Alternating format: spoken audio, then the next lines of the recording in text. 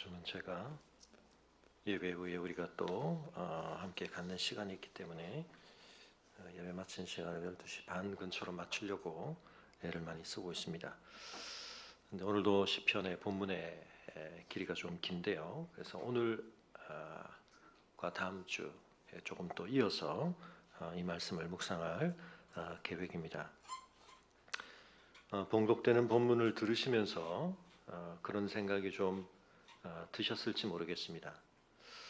성경 속에서 이런 시편이 있어도 되는가? 우리가 그 전에서도 시편들 속에 저주시가 있다는 그런 말씀들을 드려왔습니다.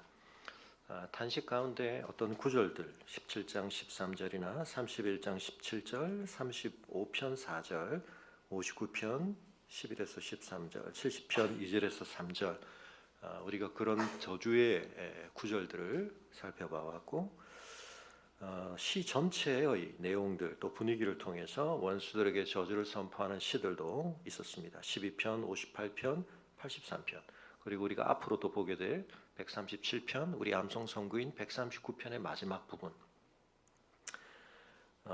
기억하시겠지만 사실은 우리가 암송 구절할 때 139편을 초기 버전에서는 그 부분을 제가 빼고 올렸다가 그러면 안 되겠다 해서 포함을 시켰습니다. 왜냐하면 이런 저주시들이 어딘지 모르게 우리에게는 좀 거부감을 주는 또 저항감을 주는 측면이 있습니다. 그런 가운데서도 오늘 이 시편 109편이 가장 극단적입니다. 그 저주의 정도가 가장 극심합니다. 그래서 영국 성공회 같은 경우에 3년을 주기로 이 시편 전체를 읽는 그런 기도 집이 있는데 109편이 빠져 있습니다. 여러 가지 고려가 있었겠지만 이런 고려들을 하게 되는 데에는 나름의 어떤 판단들이 작용한다 그렇게 볼 수 있겠습니다. 뭔지 몰라도 우리가 신약 성경을 통해서 또 복음을 통해서 받게 되는 기독교적인 메시지의 가장 중요한 부분들 심지어는 원수에 대해서도 오히려 그를 축복하라 그를 위하여 기도하라 심지어는 원수도 사랑하라 그렇게 가르치는 것이 복음의 본질 아닌가 하나님께서 우리에게 정말 원하시는 것이 아닌가. 그런데 어떻게 이렇게 저주에 대해서 좀 더 구체적으로 보겠습니다만 이런 표현들을 할 수가 있는가. 그래서 일부의 사람들은 이것은 뭔가 기독교의 발전의 과정에서 원시적인 신앙의 흔적들이 남아있는 조금 저급한 수준의 신앙의 잔재물이기 때문에 이제 이런 것들은 우리는 극복해야 한다라고 생각을 하거나 어떤 부분에서는 아니야 이것이야말로 우리가 적극적으로 활용할 수 있는 말씀이야. 그래서 나에게 굉장히 우호적이지 않은 세력이나 상황에 대해서 하나님 앞에서 우리가 이것을 붙들고 적극적으로 우리는 저주를 선포할 수 있어. 이런 어떤 생각들 중 어디에 우리는 자리를 잡아야 할 것인가. 다시 한번 말씀드리지만 그래서 성경을 이해할 때 뭐가 중요하다고요? 맥락을 이해하는 것이 굉장히 중요하다. 하나님의 말씀은 맥락적 사고, 배경과 전제를 어떻게 삼느냐에 따라서 우리에게 굉장히 다른 측면이 또 다른 방식으로 우리에게 드러나고 강조될 수 있는 의미를 중요하게 여기시는 방식으로 주어지고 있기 때문입니다. 제가 인문학이라고 하는 것의 특성 자체도 저에게 규정을 해보라고 한다면 가장 중요한 개념이 바로 그 컨텍스트. 인문학이라는 것은 언어를 중요하게 반영하는 것인데 우리 언어의 작동 원리 중에 방식 중에 이 맥락이라고 하는 것이 굉장히 중요하게 작용을 하고 있기 때문입니다. Call me Ishmael 혹시 들어보셨는지 모르겠는데 문학 작품을 시작하는 첫머리 내용 중에 가장 인상적이고 유명한 구절이죠. 이 소설은 아닙니다. 모비딕의 백경의 그 첫머리 나를 이스마엘이라고 불러다오. 딱 첫머리의 첫 대사로 굉장히 유명한 모비딕을 전부 다 읽은 분들은 드물지만 모비딕이 그렇게 시작한다는 걸 많은 분들이 알고 계시죠. 근데 화면이 떴나요? 네. 이 책 제목을 잘 모르시는 분들도 계실 수 있는데 이 책은 1984년에 지금부터 40년 전에 발표된 작품인데 SF 소설입니다. 근데 SF 소설 중에서도 가장 어떤 의미에서 큰 영향을 미친 책인데요. 그래서 이 책이 처음 발표되고 나서 많은 상을 휩쓸었습니다. 휴고상, 네뷸러상, 필립 K. 딕상 84년에서 85년에 걸쳐서 이것이 SF 계에 주어지는 가장 권위 있는 상들인데 이 상을 다 휩습니다. 윌리엄 깁슨이라고 하는 사람이 쓴 책인데요. 근데 이 책, 이건 지금 전자 도서입니다. 근데 이 책이 시작되는 제일 첫 문장을 글씨가 제가 잘 안 보이시죠? 항구의 하늘색은 방송 끝난 텔레비전 화면색이었다. 번역이 조금 그렇긴 합니다만 이 구절이 굉장히 유명한 구절입니다. SF계 소설에서는 아까 Call Me 이슈마엘 못지않게 SF계 소설에서 이 작품이 차지하는 영향이 큰데 자, 근데 오늘날 우리 자녀 세대에게 이 문장을 주면 뭐가 떠오를까요? 방송 끝난 텔레비전 화면? 거기 무슨 뭐가 있나? 까만 거 아닌가? 아니면 설정을 어떻게 하느냐에 따라서 파란 거 아닌가? 이렇게 생각할 수 있죠.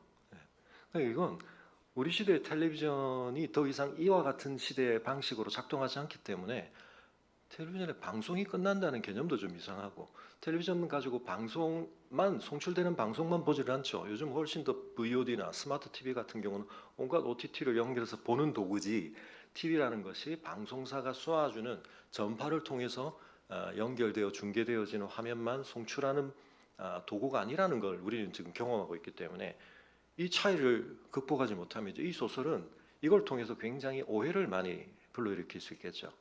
근데 뿐만 아니라 사실 이 당시에도 이 표현에서 작가가 하려고 했던 말이 뭔가에 대해서 굉장히 다양한 해석이 있었는데 근데 문학은 때로 그렇게 다양한 해석이 열려 있기 때문에 훨씬 더 많은 것들을 제공할 수 있기도 합니다.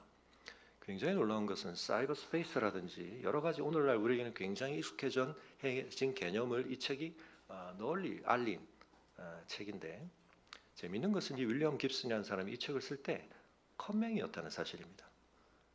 이 사람은 자신이 컴맹이었는데 여기 보면 막 온갖 사이버 세계, 인공지능, 매트릭스 뭐 이런 개념들이 여기 다 나옵니다. 그래서 오히려 이 작품을 모른 채 이후의 작품이나 영화를 보신 분들은 이 작품이 굉장히 좀 진부하게 느껴질 만큼 그러나 사실은 너무 앞서갔는데요. 오히려 많은 사람들이 이 사람이 컴퓨터를 잘 몰랐기 때문에 훨씬 더 상상의 나래를 많이 펼치며 우리에게 어떤 풍성한 것들을 제공했다. 근데 이 사람 자신이 어떤 얘기를 했냐면 자기가 이 첫 문장에서 염두에 두고 있었던 화면이란 건 뭐냐? 자, 여러분 여기서 이제 세대가 나눠집니다. 방송이 다 끝나고 나서 맞습니다. 그 화면입니다. 이게 뭔지를 지금 우리 세대들은 알 수가 없습니다. 뭐가 TV에서 뭐가 지지거리지? 고장난 거죠. 자, 근데 여기서 꼬리에 꼬리를 물고 하나 더 들어가 보면, 근데 여러분 그 방송이 끝난 TV 화면에 지지거리는 게 또 하나 우주의 역사를 이해하는 데서 굉장히 중요한 한 뭔가와 관련되죠. 그게 뭐와 관련됩니까? 이 온 세계 속에 사실은 우리가 제거하려고 아무리 해봐도 제거되지 않는 어떤 잡음, 주파수의 잡음이 있다는 것을 보여주는 측면이기도 한데 이게 뭐죠? 우주 배경 복사와 관련됩니다. 우주 배경 복사라는 것은 빅뱅 이론이 맞냐 틀리냐를 가지고 논란을 할 때 빅뱅이 옳다는 것을 중요하게 증거했던 한 증거입니다. 근데 사실 이건 별도의 분야에서 이미 확인되고 있었는데 이쪽 분야에서 연구되어지던 사람들에게 중요한 증거였지만 여기는 다른 문제를 가지고 이미 다뤄지던 것이 나중에 연결되어지는 그래서 우리가 지식이 굉장히 전문화되고 분업화되면서 한편은 우리가 원하는 답이 저쪽에 있는데도 모르는 이제 이런 일들이 발생하게 되는데요. 그 이야기는 좀 넘어가겠습니다. 그러나 어쨌든 자 거기는 우주 배경 복사를 말해 있는 배경이라는 말이 이 온 우주 전체 속에서 빅뱅의 흔적이 발견되는 것인데요. 그 단순한 잡음이라고만 우리가 치부할 수 있는 것이 아니라 그런 잡음으로서의 파장이 온 우주에 걸쳐서 존재하는 것, 그것이 한편은 빅뱅의 중요한 증거가 되기도 했습니다. 자, 무슨 얘기를 하고 있나요? 배경이 중요하다. 배경 지식이 확보되느냐 아니냐에 따라서 많은 게 달라집니다. 지난주에도 말씀드렸던 것처럼 20세기 중반까지만 해도 우리에게 가장 강력했던 우주에 대한 이해는 정상 우주론, 정적 우주론. 우주는 그냥 있는 거야. 물질은 그냥 처음부터 존재해온 거야. 여러분 이 생각이 헬라 그리스 시대의 신화에서부터 계속 이어진 것입니다.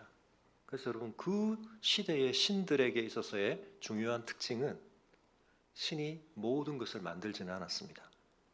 신 자신의 존재와 관련해서도 그렇고, 그래서 신들의 계보가 그렇게 복잡하기도 하고요. 그 신들에 의해서 뭔가 이 세상이 깔끔하게 설명되거나 정돈되지는 않습니다. 거기에 뭔가 운명이라는 것이 존재하고 뭔가 충분히 설명되지 않은 어떤 것들이 있기 때문에, 그래서 그 신들은 때로 굉장히 괴팍하기도 하고 변덕스럽기도 하고 이 세계에 대해서 굉장히 다양한 개입을 하고 작용을 하지만 그 신이 근본적인 모든 것에 대한 토대를 제공하지는 않습니다. 그 점과 관련해서 과학혁명기에 기독교적 세계관이, 기독교의 세계관에서의 신은 모든 것을 근본적으로 창조한 신입니다. 이건 전혀 다른 세계상을 준 것이다. 이건 굉장히 다른 변화입니다. 그래서 말씀드렸던 것처럼 르메트르라고 하는 신부가 사실은 이 빅뱅과 관련된 가장 중요한 사실은 가설의 제시를 먼저 했지만, 이 사람이 신부라는 이유 때문에 기독교적 배경을 가지고 있다는 사실 때문에 오히려 호일 같은 저명한 학자들에게 조롱을 당하고 빅뱅 큰 뻥 터짐이야 뭐 이런 식으로 됐다가 이게 이제 어쨌든 지금까지 이제 뒤집혀 온 것인데요. 여러분 우주는 그냥, 물질은 그냥 설명될 필요가 없는 거예요. 그건 그냥 있는 거야 라고 생각하는 세계관과 그 모든 것은 어떤 시간의 출발점에서 존재하기 시작했어라고 하는 거는 완전히 다른 겁니다. 근데 20세기 중반까지 우리는 어떤 배경 지식을 가지고 있었다고요? 물질은 영원한 거야. 우주는 그냥 있는 거야.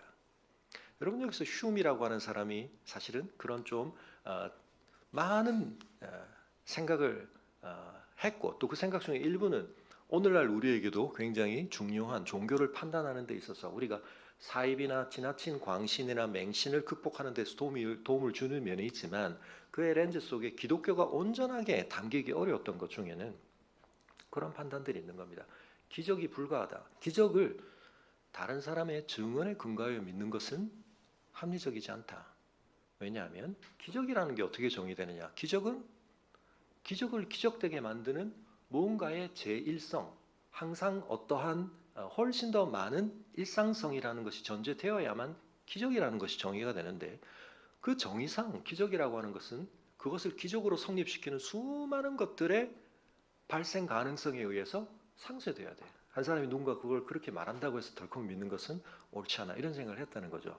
근데 다시 말씀드리지만 우리가 시편에서 봤을 때 하나님이 어떤 분인가와 관련해서 가장 중요한 두 가지를 항상 얘기해요. 하나님이 어떤 분이십니까? 오늘 우리가 찬송에서도 고백했지만 창조주 하나님, 그리고 구원자 하나님. 창조를 통해 출애굽을 통한 구원의 역사를 통해 하나님의 어떠하심이 우리에게 가장 여실히 드러났는데, 빅뱅 이전에 정상 우주론이 존재하고 있었던, 또는 휴움을 비롯한 사실은 뉴턴도 사실은 그런 생각을 좀 가지고 있었습니다. 많은 이신론적인 신관을 가졌던 영국의 철학자, 과학자들이 많습니다. 신이 있다 하더라도 그 신은 초반 세팅은 했을지 모르지만 적극적인 개입은 좀 하지 않는 이런 방식으로 이해를 했는데요. 그렇게 생각을 했던 이유 중에 하나는 뭐냐면, 그 사람들의 생각 속에 하나님의 창조를 통해 이 세상이 근본적으로 부여받은 이 질서라는 것이, 항상성이라는 것이, 우리가 법칙이라는 것을 통해 찾아낼 수 있는 이 놀라운 일관성이라는 것이 어떤 의미에서는 가장 놀라운 기적이라는 사실을 생각할 수 있는 배경 지식이 없었던 겁니다. 이해가 되시나요? 그건 너무 당연하게 전제가 되는 거기 때문에 그 자체가 얼마나 놀라운 것인가라고 하는 것을 고려할 수 있는 생각의 또 다른 토대가 없었던 거죠. 근데 우리가 이제 빅뱅이라는 걸 받아들이게 되면 이 어마어마한 질문이 되살아나는 겁니다. 도대체 그렇게 시작된 우주가 어떻게 이런 놀라운 질서를 가질 수 있게 되지? 물론 그 답 또한 만물의 이론이 우리에게 주어지면 설명될 거라고 생각하는 학자들도 있습니다만, 그러나 우리가 인정해야 하는 것은 그것은 하나님을 통하여 설명되어야 하는 것이다. 바꿔 얘기하면 하나님에 대한 올바른 이해와 인정이 없이는 우리에게 충분한 설명이 아니라 그건 항상 유보되는 설명일 수밖에 없습니다. 여러분, 우리의 모든 판단 속에는 항상 맥락이 작동하고 있습니다. 배경지식이 작동하고 있습니다. 우리가 그걸 충분히 의식하거나 자각하지 못할 뿐이지 그 배경지식에 따라서 우리의 많은 이해가 달라지는 겁니다. 자, 시편 109편에 우리가 뭘 전제하고 있든 어쨌든 좀 불편하게 느껴지는, 그것이 우리의 그냥 일반적인 도덕관념이든 아니 성경에서 훨씬 더 우리가 중요하게 강조되어지는 하나님의 기준에 비추어진 것이든 이 저주를 우리가 어떻게 이해하는가 하는 것 관련해서 여러분 다시 한번 성경이 제공하는 맥락을 잘 이해할 필요가 있는데요. 이미 우리가 살펴보았던 것처럼 지금 이 시를 고백하는 사람은 표제는 뭐라고 되어 있습니까? 누구라고 되어 있죠? 성경 있으신 분? 네, 다윗이라고 되어 있습니다. 맞습니까? 네. 일단 다윗의 생애만을 놓고도 우리가 다윗이 자신이 경험하는 고난과 어려움에 대해서 어떤 태도를 가졌던 사람인가 하는 것을 잘 이해할 필요가 있습니다. 여러분, 다윗은 사실은 굉장히 억울하고 부당한 위협과 고통을 많이 당했던 사람입니다.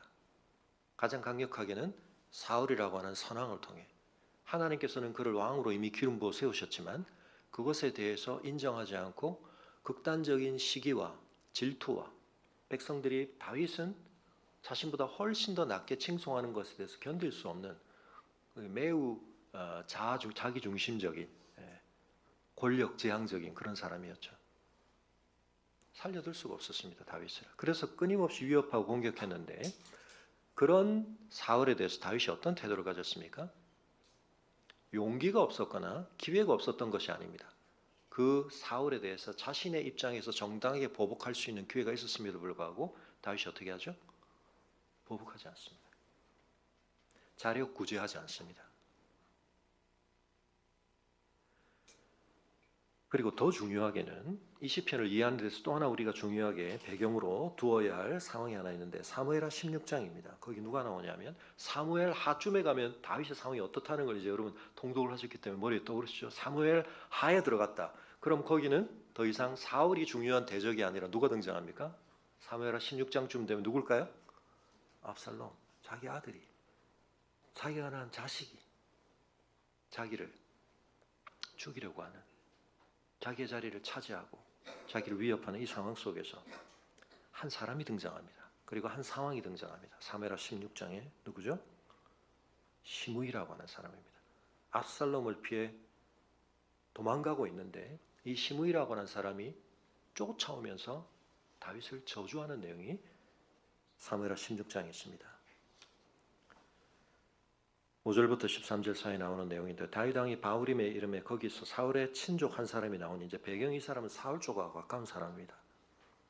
게라의 아들이요 이름은 시므이라. 그가 나오면서 계속 저주하고 또 다윗과 다윗 왕의 모든 신하들을 향하여 돌을 던지니 그때 모든 백성과 용사들은 다 왕의 좌우에 있었더라. 시므이가 저주하는 가운데 이같이 말하니라. 피를 흘린 자여 사악한 자여 가거라 가거라. 사울의 족속의 모든 피를 여호와께서 내게로 돌리셨다. 그를 위해서 네가 왕이 되었으나 여호와께서 나라를 내 아들 압살롬의 손에 넘기셨도다. 보라 너는 피를 흘린 자이므로 화를 자초하였느니라 하는지라. 근데 사실은 이 저주가 요 내용 안에 다 들어가는 게 아니겠죠. 계속 쫓아오면서 저주를 했는데 요 말을 계속 반복한 건 아니었을 텐데 이건 굉장히 축약된, 압축된 형태입니다. 이 저주를 듣고 있던 다윗 옆에 있던 사람 스루야의 아들 아비새가 다윗에게 이렇게 말합니다. 이 죽은 개가 어찌 내 주왕을 저주하리까? 청하건대 내가 건너가서 그의 머리를 베게 하소서. 저런 저주를 퍼붓는 왕에게 합당치도 않은 저런 저주를 퍼붓는 놈 제가 가서 그냥 당장에 죽여버리겠습니다. 옆에 있는 신하가 그 정도 반응을 할 정도면 다윗 자신이 얼마나 자존심도 상하고 체면도 구겨지고 그렇지 않아도 비참한 자기의 현실에 대해서 자녀에게 그런 쫓김을 당하고 있다는 그 쓰라린 마음 속에 소금을 그렇게 뿌려대는 이 저주를 들으면서 다윗이 뭐라고 반응합니까? 이것이 이 시편을 이해하는 데 굉장히 중요한 맥락이 됩니다. 그가 저주하는 것은 스루야의 아들들아 내가 너희와 무슨 상관이 있느냐. 저 요구 나한테 하는 거고 너희가 거기에 관계할 일이 아니다. 그가 저주하는 것은 여호와께서 그에게 다윗을 저주하라 하심이니 네가 어찌 그리 하였느냐 할 자가 누구겠느냐 하고 또 다윗이 아비새와 모든 신하들에게 이르되 내 몸에서 난 아들도 내 생명을 해하려 하거든 하물며 이 베냐민 사람이랴. 여호와께서 그에게 명령하신 것이니 그가 저주하게 버려두라. 혹시 여호와께서 나의 원통함을 감찰하시리니 오늘 그 저주 때문에 여호와께서 선을로 내게 갚으시리라 하고 다윗과 그의 수정자들이 길을 갈 때 시므이는 산비탈을 따라가면서 계속 저주했습니다. 그를 향하여 돌을 던지며 먼지를 날리더라. 흙먼지를 막 일으키면서 요 다윗의 고백이 굉장히 중요합니다. 자, 일단 그 전제를 기억해 두시고요. 이 109편을 이해하는 데서 굉장히 어려운 부분 중에 하나가 5절까지의 흐름 그리고 6절부터 19절까지 가는 흐름에 있어서 중요한 변화가 하나 있는데 여기서 언급되어지는 사람의 수, 단수냐 복수냐의 변화가 생깁니다. 그래서 이 앞에는 악인들이라고 할 수 있는 대적하는 사람들이 복수로 그들이라고 표현되고 있죠. 계속 그들이 악한 입과 거짓된 입을 열어 나를 치며 속이는 혀로 나에게 말하며 나를 공격합니다. 까닭없이 나를 공격합니다. 미워하는 말로. 그런데 6절부터 보면 우리 한글 번역에도 그렇습니다. 뭐라고 되어 있습니까? 악인이 이렇게 되어 있습니다. 19절까지. 그리고 다시 20절에 가서 대적들이라고 복수가 등장을 합니다. 여기서 이제 어떤 신학적인 해석적인 논란이 있냐면 6절부터 19절까지의 내용이 누가 누구에게 한 말인 거라고 봐야 될 거냐 하는 것입니다. 무슨 말이냐면 지금 여기서 왜 복수로 악인들이 언급되다가 단수로 갑자기 변화가 일어나지? 라는 것과 관련해서 저는 그것을 좀 융합해서 해석할 필요가 있다고 생각하는데요.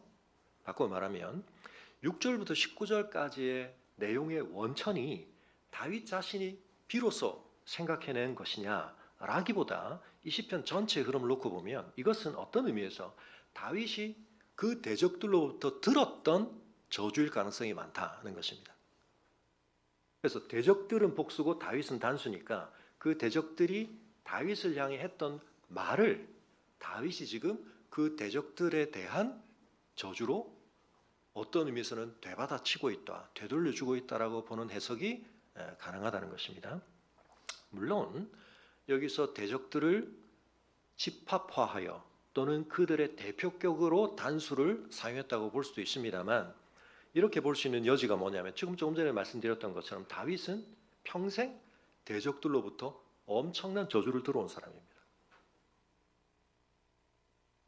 그 저주가 다윗 안에서 이 시를 만드는 데 있어서 중요한 소스가 됐을 가능성이 있다. 원천이 됐을 가능성이 있다. 그렇게 볼 수 있다는 것입니다. 그러나 물론 그렇다고 해서 여기서 언급되어지는 이 내용들이 무시돼도 좋거나 가볍게 여겨져도 좋다는 얘기는 아닙니다. 여러분 이전과 관련해서 또 한 가지 우리가 배경으로 기억해야 할 것은 이 저주가 오늘 우리에게는 적용될 수 없는 것이라고 여기기에는 신약의 중요한 인용이 하나 존재해버리기 때문에 그렇게 할 수가 없습니다. 어디에 인용이 존재합니까?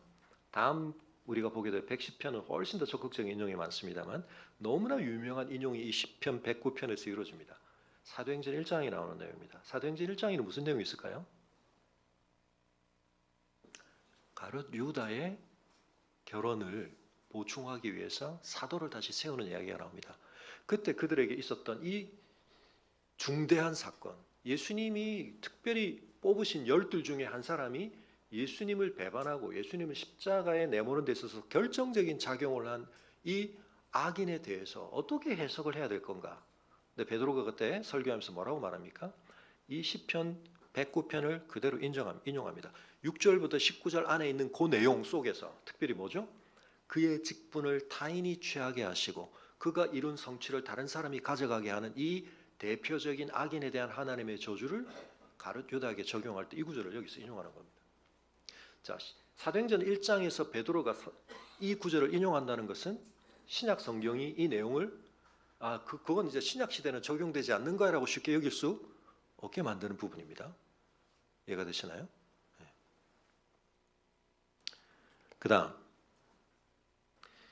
앞서 말씀드렸던 것처럼 이 저주를 너무 어떤 기준에서든 어떤 배경 지식 하에서든 아이고 이건 우리한테 적용하고 싶지 않아 이든 아니면 너무 적극적으로 이걸 그래 하나님은 내 편이야 나한테 비우호적으로 대하는 모든 사람에게 나는 이 장착된 저주를 발사할 수 있어 사용할 수 있어 라고 생각하는 사람들에게 특별히 그래 이런 시가 존재한다는 것은 이런 시들 때문에 결국 기독교가 또는 저런 유대인들이 역사 속에서 말도 안 되는 그런 일들을 저지르게 만드는 하나의 빌미를 제공한 거야 라고 생각하는 그런 문제와 관련하여서 여러분 이 구절이 구약 선지자의 어떤 개인적 상황 속에 아주 비슷하게 인용되어지는 부분이 있습니다. 예레미야 18장을 잠깐 봐보시면 예레미야 18장 19절에서 23절 여호와여 나를 돌아보사 나와 더불어 다투는 그들의 목소리를 들어보옵소서 어찌 악으로 선을 갚으리까마는 그들이 나의 생명을 헤아리고 구덩이를 팠나이다. 내가 주의 분노를 그들에게서 돌이키려고 하고 주의 앞에 서서 그들을 위하여 유익한 말을 한 것을 기억하옵소서. 그러한즉 그들의 자녀를 기근에 내어주시며 그들을 칼의 세력에 넘기시며 그들의 아내들은 자녀를 잃고 과부가 되며 그 장정은 죽음을 당하며 그 청년은 전장에서 칼을 맞게 하시며 주께서 군대로 갑자기 그들에게 이르게 하사 그들의 집에서 부르짖음이 들리게 하옵소서. 이는 그들이 나를 잡으려고 구덩이를 팠고 내 발을 빠뜨리려고 올무를 놓았음이니이다. 여호와여 그들이 나를 죽이려 하는 계략을 주께서 다 아시오니 그 악을 사하지 마옵시며 그들의 죄를 주의 목전에서 지우지 마시고 그들을 주 앞에 넘어지게 하시되 주께서 노하시는 때에 이같이 그들에게 행하옵소서 하니라. 굉장히 유사한 내용들이 포함되어 있습니다. 선지자 자신의 어떤 상황 속에서 그를 괴롭게 하는 대적들에게 하는 말입니다. 이게 중요한 것. 여기 예레미야에 의해서 그들로 칭해지는 대적들은 누구죠? 이방인입니까? 아닙니다. 이스라엘 백성들입니다. 이스라엘의 중심 세력들입니다. 하나님의 언약 백성을 향해 지금 이렇게 하고 있습니다. 여러분 이게 너무 중요합니다. 야 다윗이 이런 노래를 했고 이스라엘 애들이 보니까 다윗을 자기들의 뭔가 왕조의 가장 중요한 그런 존재로 그렇게 늘 여기고 있는데 다윗이 자기 대적을 향해 이렇게 말했기 때문에 이스라엘이 항상 바깥을 향한 이방인들을 향한 이런 저주를 서슴지 않고 내뱉고 그러는구나. 아닙니다 여러분. 이 저주는 그대로 지금 예레미야를 통해 하나님의 선지자를 통해 하나님의 뜻에 가장 헌신되어 그 백성을 향한 하나님의 뜻을 간절하게 선포하던 선지자 자신을 통해 이스라엘 백성들에게 향하고 있습니다. 그리고 여러분 지금 이게 5권 아닙니까? 5권 시편 안에서 보셨지만 시편이 이미 앞서에서 저 앞에 있던 시편을 다시 인용하면서 시편들이 이 역사 속에서 그들이 경험한 것에 대한 인식과 경험을 자신들의 고백으로 계속 체화하며 그것을 어떻게 보면 다져가고 있고 베이지 정리가 그런 것처럼 자신들의 새로운 경험 속에서 이전 시대의 확신을 더 견고하게 만들기도 하고 그것을 통해서 그들의 역사 속에서의 인식이 더 심화되어 간다고 말씀드렸는데 5권에 이를 때 다윗의 시로서 인용은 되지만 이 시는 어떤 맥락에서 사용되고 있다고 봐야 되냐면 이미 여러분 예레미야가 이러한 말을 하고 있던 시대도 그러하지만 어떤 시대죠?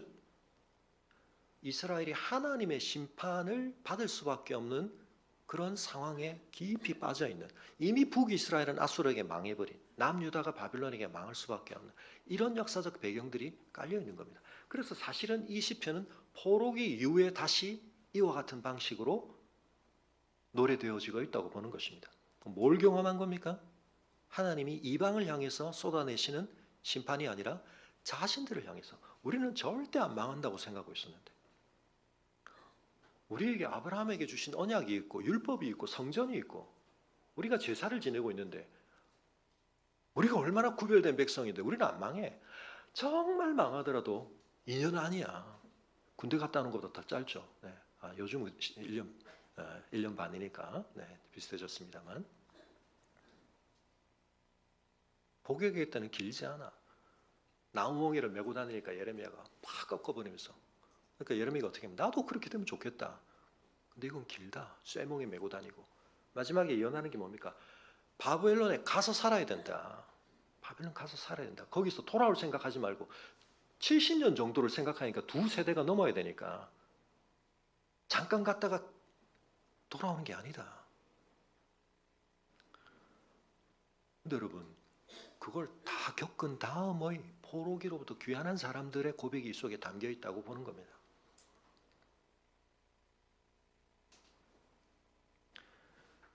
여러분, 이 상황이 그렇게 단순하지가 않습니다. 이 저주라고 하는 것이 어떤 맥락 속에서 이해되어야 하는가 하는 것과 관련해서 성경이 우리에게 다윗 개인의 개인사도 그렇고 그 다윗으로부터 시작된 왕조의 역사로서 이스라엘의 국가적인 역사의 흐름을 봐도 그렇고, 이 저주가 단순하게 자신들의 자기중심적인 배타적인 민족적 감정을 가지고 자신들에게 우호적이지 않은 사람들을 향해서 하나님을 빙자하여 자신들의 불편한 마음을, 자신들의 억한 심정을 그저 뿜어내는 그런 노래가 아니라는 것입니다. 여기는 훨씬 깊은 것이 있습니다. 그리고 여러분, 이 노래를 할 수 있는 사람은 그래서 굉장히 하나님과의 관계에서 철든 사람입니다. 그걸 이 시편 자체 속에서 확인할 수 있는 건 뭐죠? 배경 지식을 우리가 따로 동원하지 않더라도 딱 1절에 있습니다. 그는 하나님과 어떤 관계에 있습니까? 하나님을 찬양하는 사람입니다.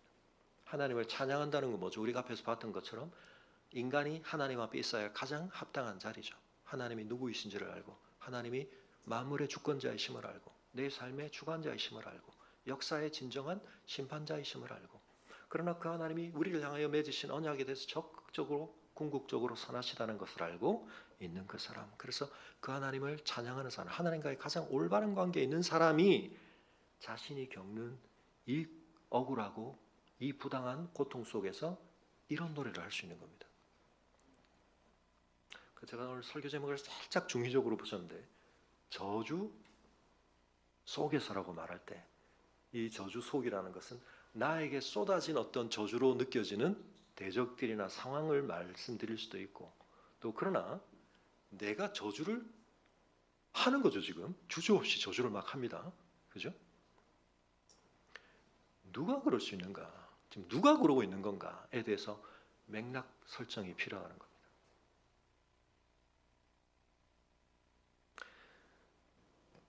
여러분, 이런 배경을 가지고 우리가 다음 주에 좀 더 자세한 내용으로 들어가겠는데, 왜 배경을 자꾸 제가 말씀드리는가? 여러분, 이 배경이 가장 중요한 전투장입니다.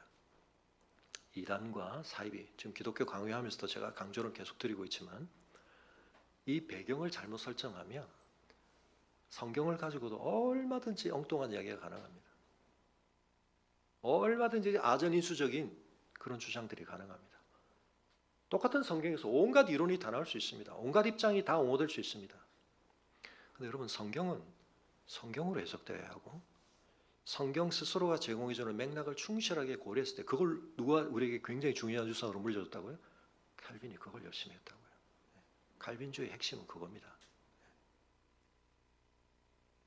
하나님 앞에서 철저하게 자기를 부인하며 하나님이 우리에게 주신 말씀 전체 앞에서 그걸 다 붙들고 끙끙거리며 씨름하며, 그것을 통해서 명확해지지 않는 부분에 대해서는 나는 모른다고 말하고,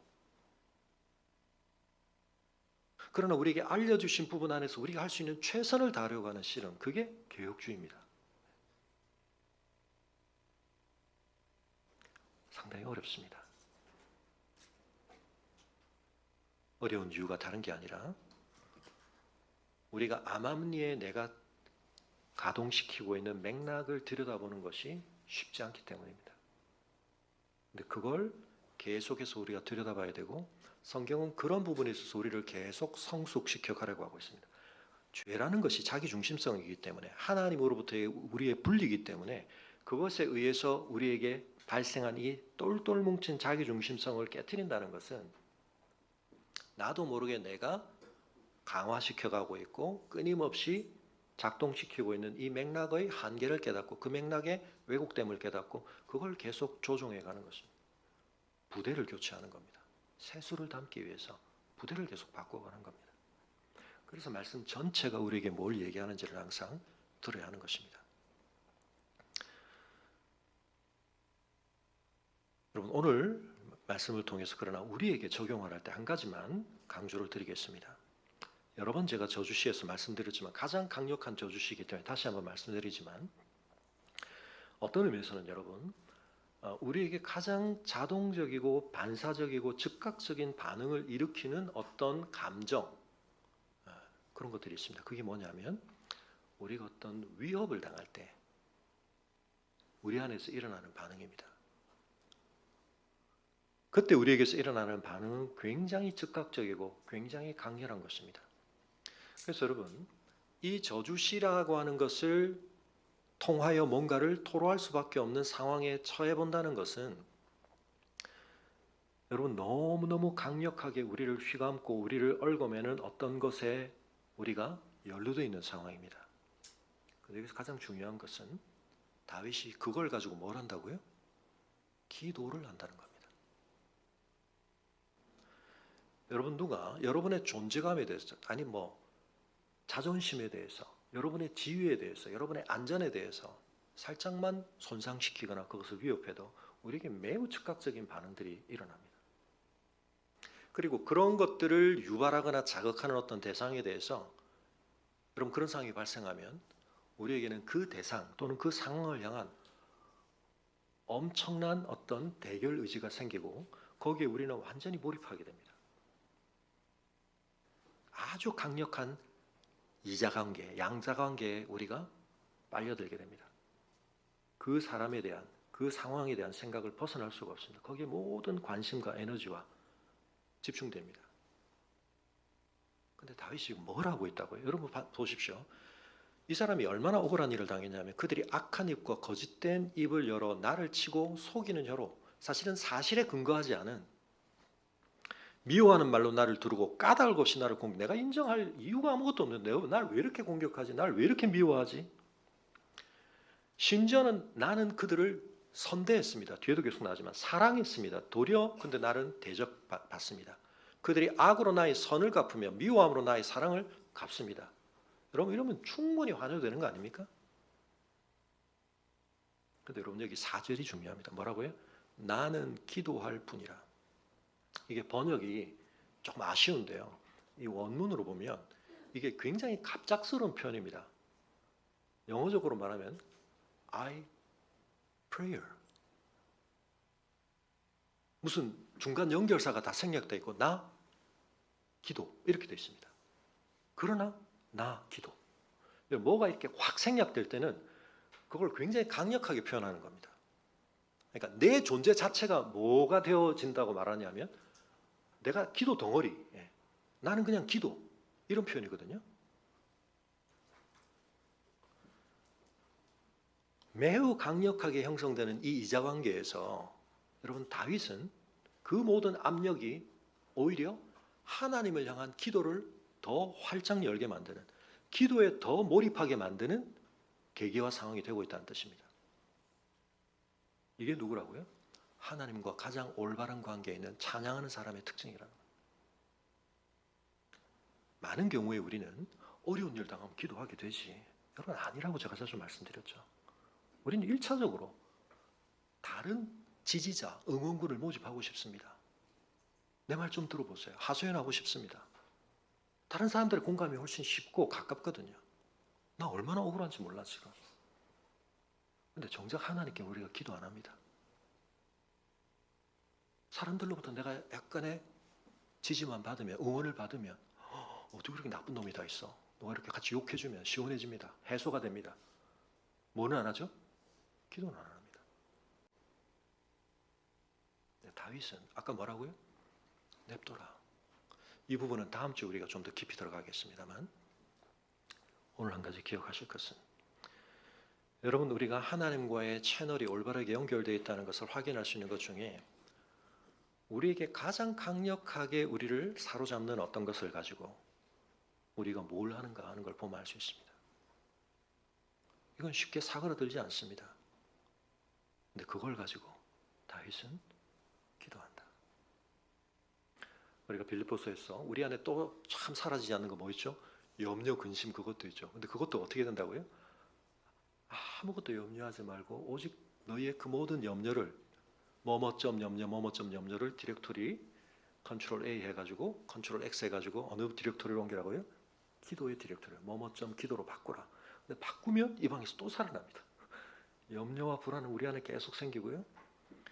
근데 이런 우리 편도체나 우리 해마 안에 있는 이 기억을 처리하는 과정에서 모든 감정에 대한 똑같은 반응이 일어나는 게 아닙니다. 감정 중에서 가장 강력한 감정, 내가 위협받았을 때, 공포를 경험할 때 거기에 대해서 일어나는 즉각적인 자기 보호의 본능, 이것과 결부된 보복하고 싶은 마음, 되갚아주고 싶은 마음. 여러분, 이 어마어마하게 강력한 에너지를 다윗은 뭐를 하는데 쏟고 있습니까? 기도를 하는데. 그래서 정말 중요한 건 다윗이 사울에 대해서도 그랬고 시므에 대해서도 그랬고 뭐 안 했다고요? 자력 구제를 안 했다고요. 내가 본때를 보여줘? 내가 너한테 이 취급 당할 사람이야? 물론 다윗의 생에 딱 한 번 그렇게 할 뻔한 적이 있었습니다. 그러나 지혜로운 여인 때문에 그걸 넘어섰죠. 그 뒤부터는 다윗이 그렇게 안 합니다. 큰일 날 뻔했습니다.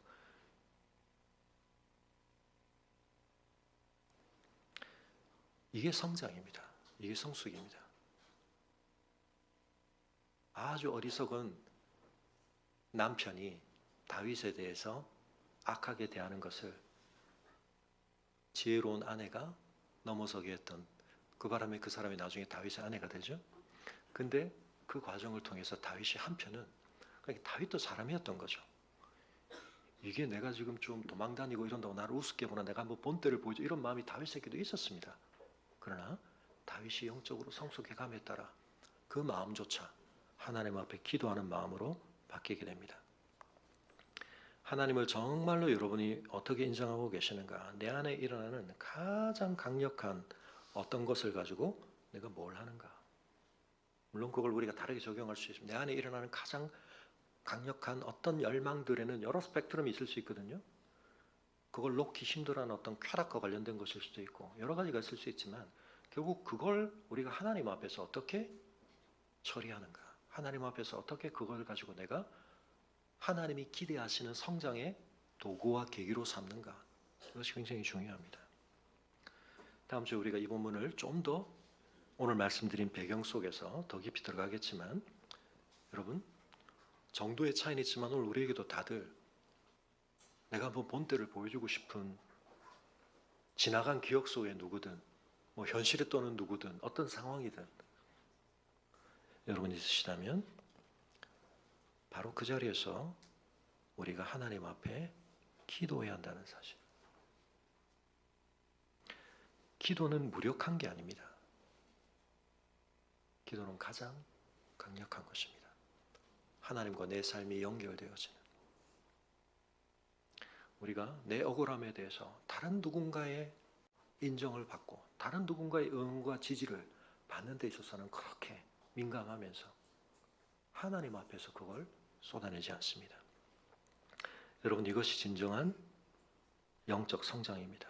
이 일을 겪은 것은 다윗에게 참 쓰라린 일이었을 것입니다. 그러나 이 일조차 다윗에게는 하나님과의 관계에 있어서 자신을 더 깊이 하나님과 온전히 연결케 하는 아니 오히려 이 상황 때문에 그는 하나님 앞에 누구보다도 더 깊이 나아가는 영적 실험을 하게 되었다는 사실을 기억하며 오늘 우리의 삶에서 우리를 위협하는 또 우리를 힘겹게 하는 어떤 상황과 문제를 우리는 어떻게 풀어가야 할 것인가?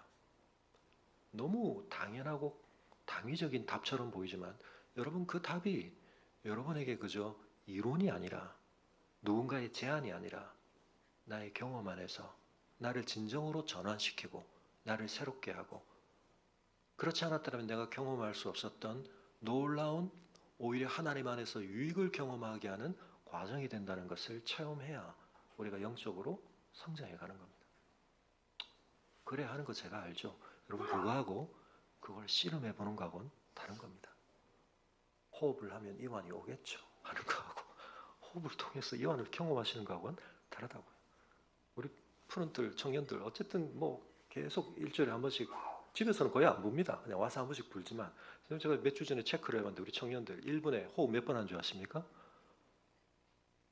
2회 내지는 1.5회 거의 대부분 지금 할 수 있게 됐습니다. 맞죠 여러분? 청년들 맞습니까?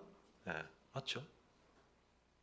변화가 일어납니다. 요즘 프리다이빙이라는 걸 통해 가지고 젊은 사람들이 요즘 어마어마한 프리다이빙 하려면 여러분 2분 막 3분 4분 이제 막 그렇게 호흡 찾는 연습해야 되는데 온갖 이상한 막 귀로 막 호흡을 보내고 뭐 이상한 거 다 하는데 우리는 그런 거 할 필요는 없는데 여러분 이런 극단적인 상황 속에서 우리에게 일어나는 매우 자율신경이 발생시키는 즉각적인 대응에 대해서 우리가 다른 모드를 만들려면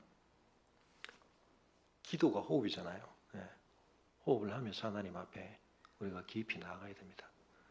우리 시간 함께 그런 마음을 담아 우리의 찬양의 호흡을 모아 하나님 앞에 찬양할 때 참 성장하지 않고 참 성숙되지 않는 우리지만 인내하시고 우리를 빚어가신 하나님 다윗을 빚어가셨고 다윗으로부터 시작된 이스라엘 역사의 그 어마어마한 패역함 들포도를 맺혀버린 그 이스라엘을 결국 예수 그리스도 안에서 다시 그 언약을 성취하시는 하나님의 신실하심 속에 우리가 빚어져 가고 있다는 사실을 기억하며 또다시 우리의 고백을 하나님 앞에 올려드리기를 원합니다.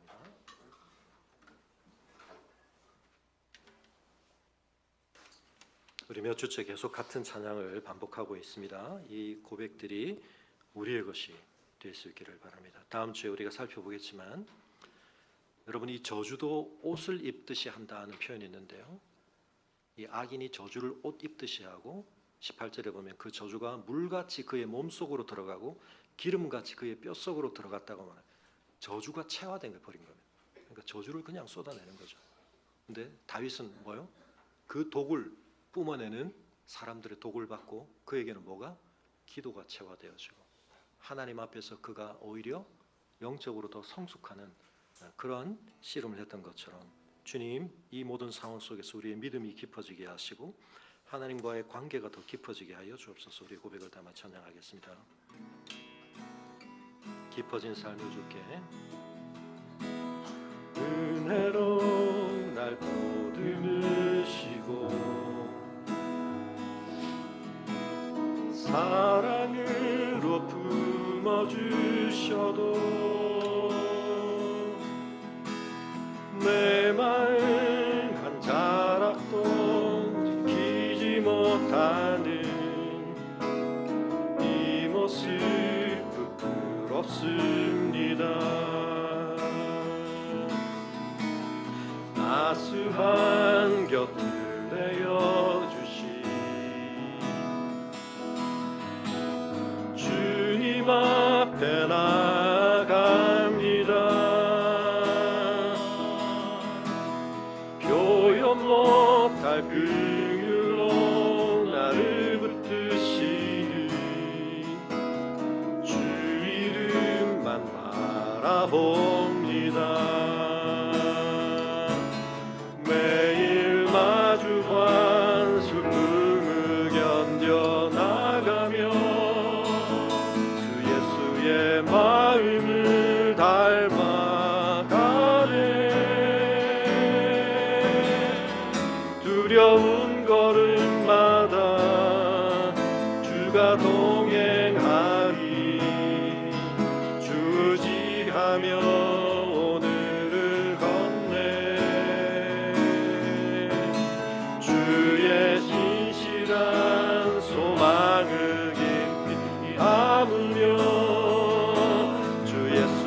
나의 풍요를 채워가네.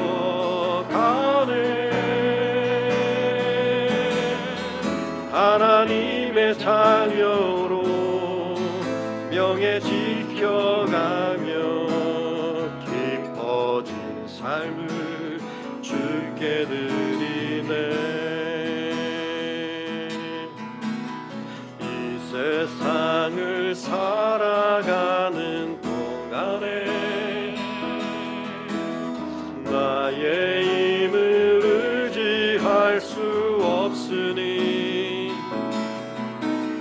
기도하고 낙심하지 말 것을 주께서 참 소망이 되심이라. 하나님의 꿈이 나의 비전이 되고 예수님의 성품이 나의 인격이 되고 성령님의 권능이 나의 능력이 되기 원하고 바라고 기도합니다. 주의 길을 걸어가는 동안에 세상의 것 의지할 수 없으니 감사하고 낙심하지 말 것을 주께서 참 기쁨이 되심이라. 하나님의 꿈이 나의 비전이 되고 예수님의 성품이 나의 인격이 되고 성령님의 권능이 나의 능력이 되기 원하고 바라고 기도합니다.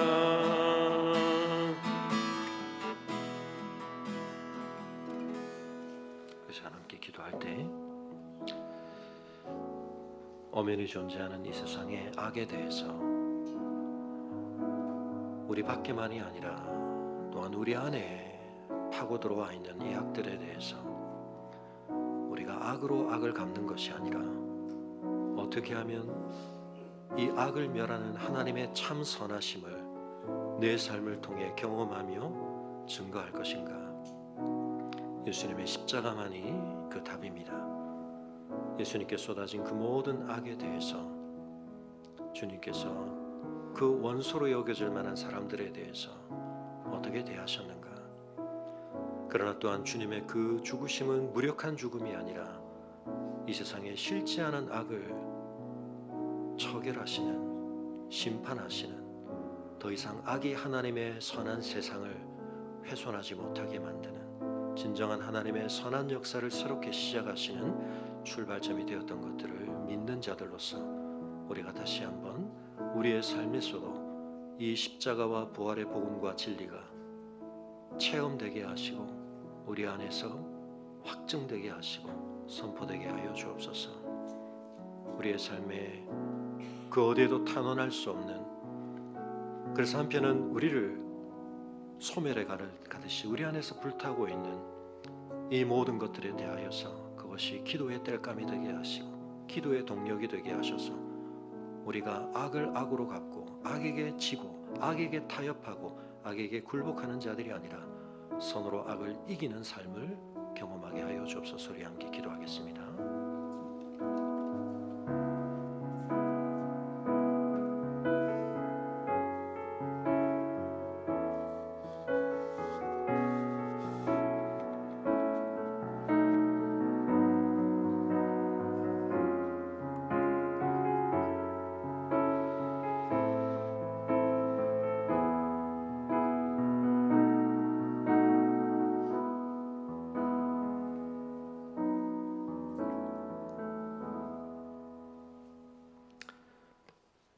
하나님께서 선하게 창조하신 이 세상 속에